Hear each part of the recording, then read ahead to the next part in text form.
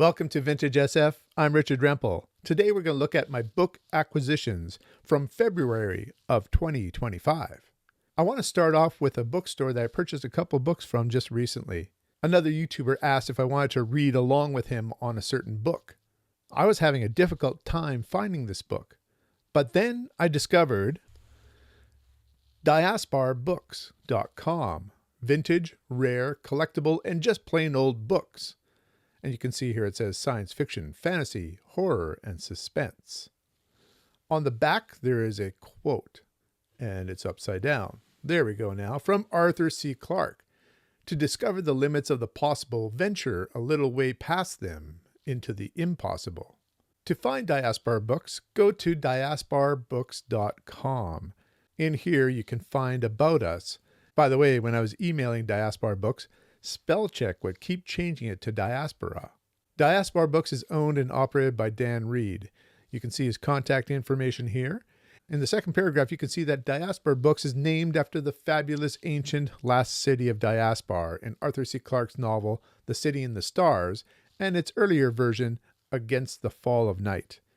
If you're interested, there's a review for Against the Fall of Night on my channel. And we can see a picture here of Dan and friend. So perhaps you can add this to your own resources of finding vintage SF. Here are the books that I was purchasing from Dan. Both of these books are by Robert Wells. The Parasaurians, a science fiction novel by Robert Wells.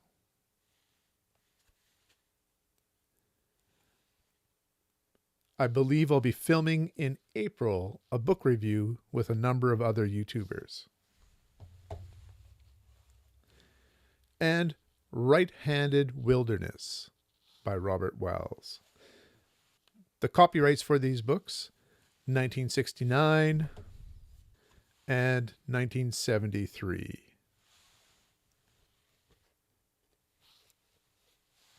Thank you, Dan, for some great service in getting these books to me. Now some books that I've found throughout this month. Some Will Not Die by Algis Budrys. This is a Starblaze edition, edited and illustrated by Polly and Kelly Frias.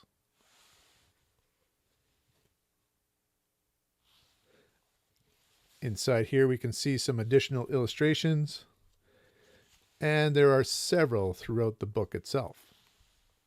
Originally, this was a story in 1954 that was expanded to a novel in 1961, and this 1978 edition has been revised. My friends Ira and Matt and I are going through the best of different science fiction authors. The series that we're going through is published by Ballantine Del Rey in the 1970s, but I've also been collecting the best of in other publishing companies. This one's from Sphere, the best of Clifford D. Simak, edited by Angus Wells.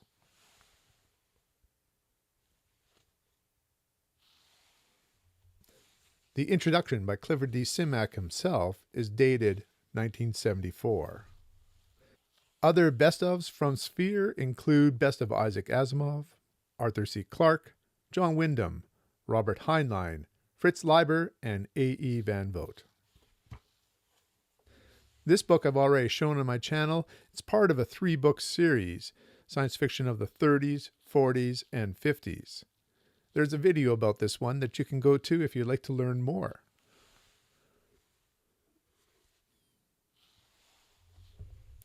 This is a book that I've been slightly hesitant to buy, but my curiosity won over.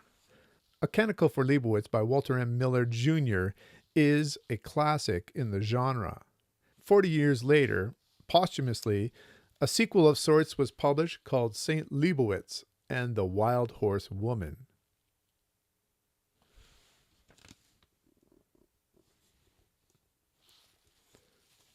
This is a Bantam book, November 1997. From the inside flap. It has been nearly 40 years since Walter M. Miller Jr. shocked and dazzled readers with his provocative bestseller and enduring classic, A Canticle for Leibowitz. Now, in one of the most eagerly awaited publishing events of our time, here is Miller's masterpiece, an epic intellectual, and emotional tour de force that will stand beside 1984, Brave New World, and A Canticle for Leibowitz. From what little I've heard, I doubt that it lives up to this blurb. Learn more when I review this book. And now an anthology, Nebula Awards 25. These are the SFWA, Science Fiction Writers of America's, choices for the best science fiction and fantasy in 1989. And you can see some of the authors there.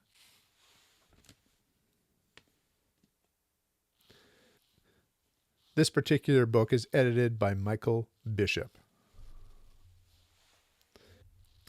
Here is a book that I found quite curious. At least I found the captions for the pictures in this book quite curious. The author had some irreverent and funny, and sometimes not quite so funny, captions for the pictures within this book.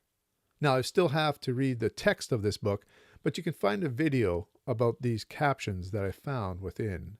I filmed that together with Jake of Pulp Mortem. This is the Ultimate Encyclopedia of Science Fiction, the definitive illustrated guide, and the general editor is David Pringle. This edition published 1996.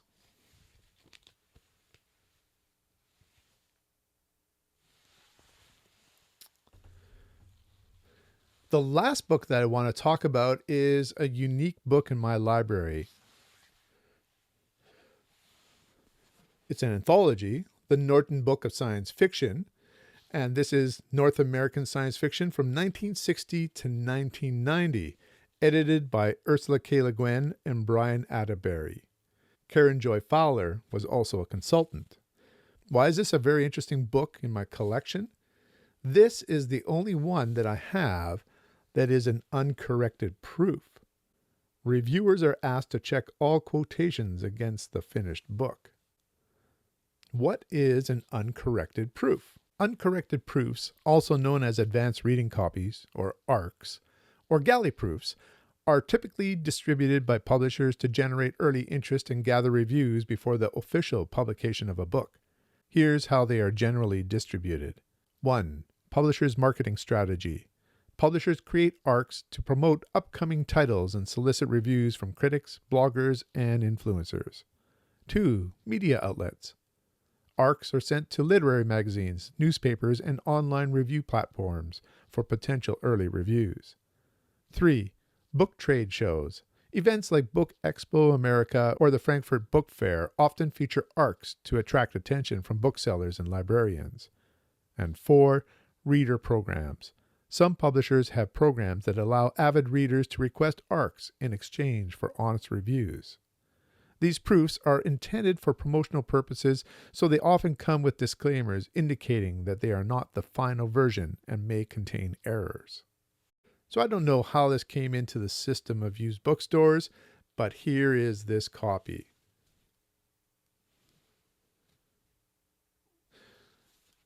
I'm just going to put on the screen now what the finished version looked like. On the first page in this yellow uncorrected proof, we find promotional information about the book itself, including a description, a price. It's going to be coming out in October of 1993. It's going to be $27.50. There's an ISBN number. Literature and science fiction is the section, and there's a tour for San Francisco, Portland, and Seattle. Publicity, there will also be national radio interviews. So this would be a page that you wouldn't find in the regular copy of the book. One of the things I found interesting in here as well is when you go to the table of contents, the pages, let's see if I may perhaps have to take a picture of this to show you. The pages are listed as 00.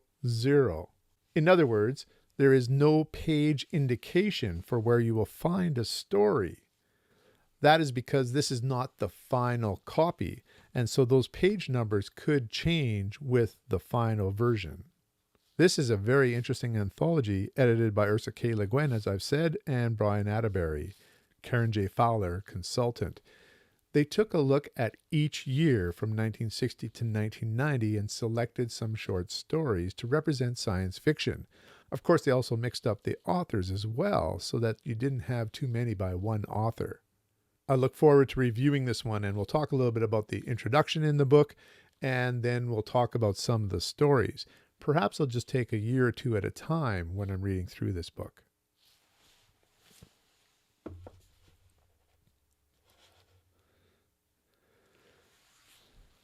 So those are my acquisitions for February of 2025. Are you familiar with any of these books? Do you have some additional information that you can share with me about them? Let me know in the comments below. Until next time, keep collecting books and keep reading.